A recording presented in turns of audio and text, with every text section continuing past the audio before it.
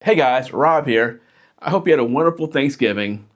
So, yesterday was Black Friday, and I went shopping at Lost in Time Comics and Toys and found some decent comics, and they're at least 100 to 150 long boxes. Here's what I found. Let's see what I have here. All right, let's start with Lobo. All right, I picked up a copy of Lobo 29. Lobo early on was not a low print run book, but later issues became a little bit more low print run books. Picked up 4 copies of Omega Men 2. And there we go. And the reason being is because this has a preview on the last page of Omega Men 3, which is the first appearance of Lobo, first cover and first full appearance. It's just a preview, but you never know. Previews sometimes can be a big deal. Then we have Omega Men 37. And this is the last Lobo appearance in Omega Men.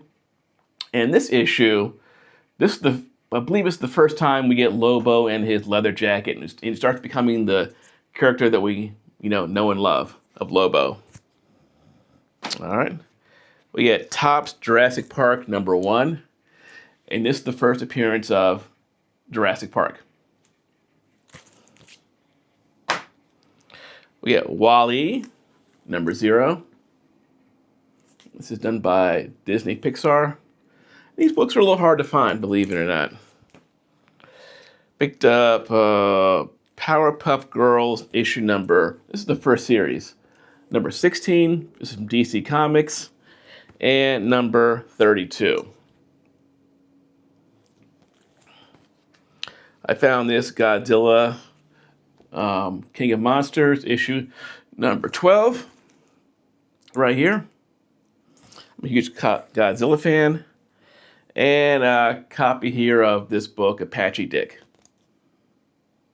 Oddball book, but interesting cover. All right, we have The Thing from Another World. I'm assuming this has something to do with the movie The Thing. And with these books, sometimes are hot. Right now, I'm a big horror fan, so whenever I see horror books, I have to get them. I found this book too. This is Freddy's Dead #3, A Nightmare on Elm Street. I love finding these books in the cheap bins. I found some decent Archie books here. Archie number 265.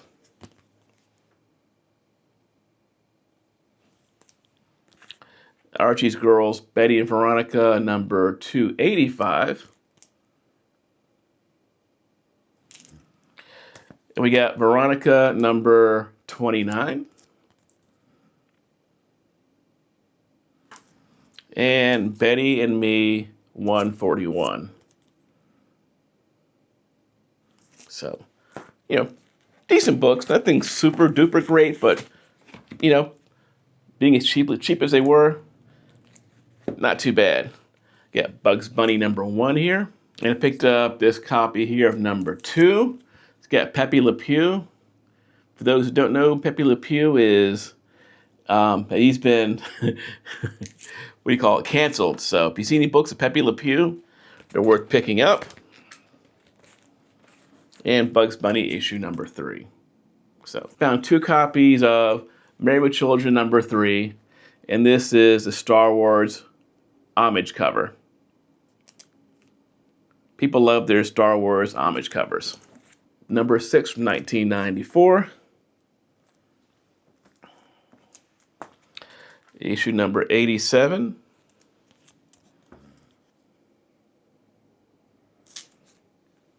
Got Sylvester and Tweety. And this is issue 115, some more Sylvester and Tweety. The reason why I got these books, if you're wondering, is Looney Tunes books are super low print books. They're really hard to find. We have Looney Tunes issue number 175. You see these in the cheap bin? Get them. We got Looney Tunes with Taz and, once again, Pepe Le Pew. This is issue number 197. And these Looney Tunes books are worth a little bit of money, too, if you find them.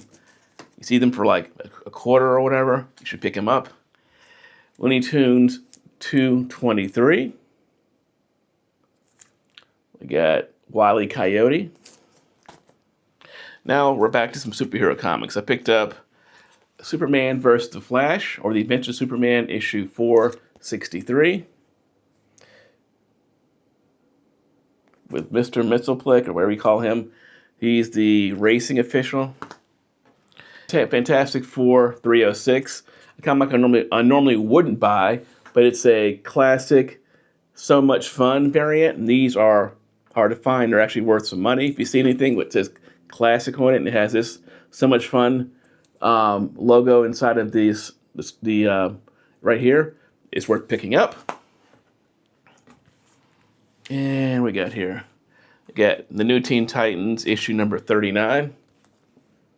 Raven. And I found this issue of Raven number 1 right here. Raven has a big following, so if you see any Raven books, they're worth picking up. Dennis the Menace number 1.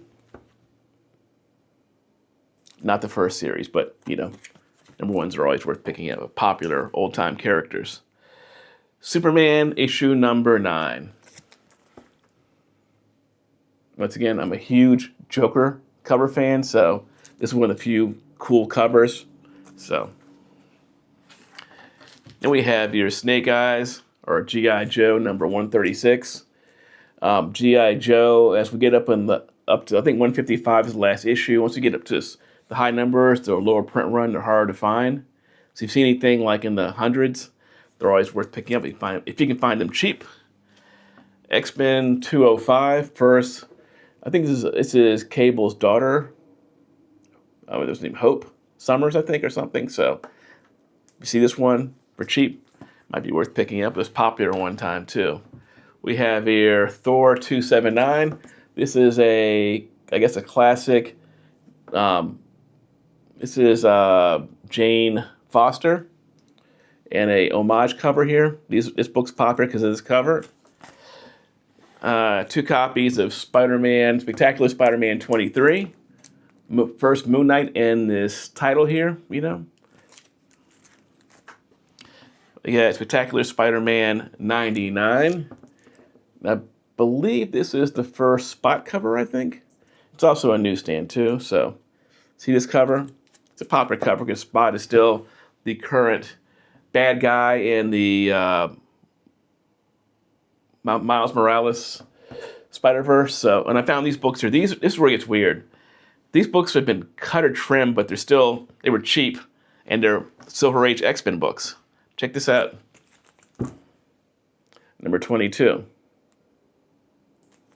These were super duty cheap, even though they are damaged, but they are what they are. X-Men 59. X-Men 60. X-Men 63.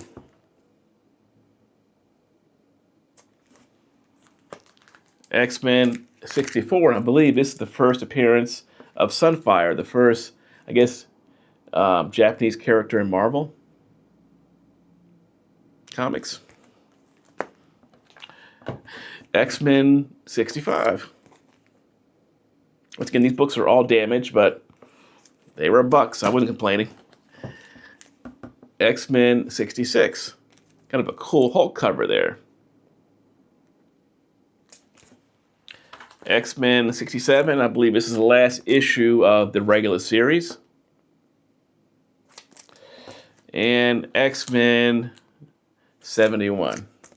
Once again, if you see any Silver Age appearances or cool comics for like $1 or less, even if they're damaged, are worth buying. All right, guys, that'll do it for now. I will see you soon.